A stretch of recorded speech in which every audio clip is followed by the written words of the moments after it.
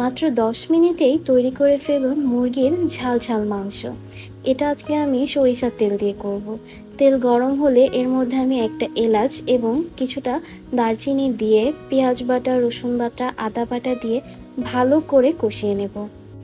এবারে এর মধ্যে আরও কিছুটা তেল দিয়ে মরিচের গুঁড়ো, হলুদের গুঁড়ো এবং জিরার গুঁড়ো, লবণ দিয়ে ভালো করে আবার একটু পানি দিয়ে কষিয়ে নেব। এগুলো একটু কষিয়ে নেওয়ার পর এর মধ্যে আমি দিয়ে দিব ধনিয়ার গুঁড়ো এবং টক দই। এবার এই সমস্তগুলোকে ভালোভাবে নেড়ে দেওয়ার পর এর মধ্যে আমি দিয়ে দিচ্ছি মুরগির মাংস। এবার এই সবগুলো ভালো করে মশলার সাথে কষিয়ে তারপরেই কিন্তু আমি পানি দেব। প্রথম অবস্থাতেই পানি দিবেন না আপনারা।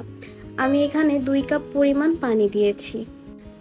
বেশ একটু হালকা করে আস্তে আস্তে নেড়ে দিব।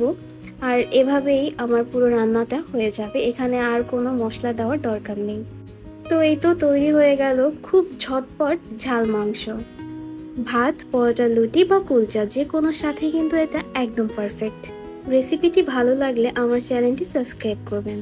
সকলে ভালো থাকবেন। আল্লাহ হাফেজ।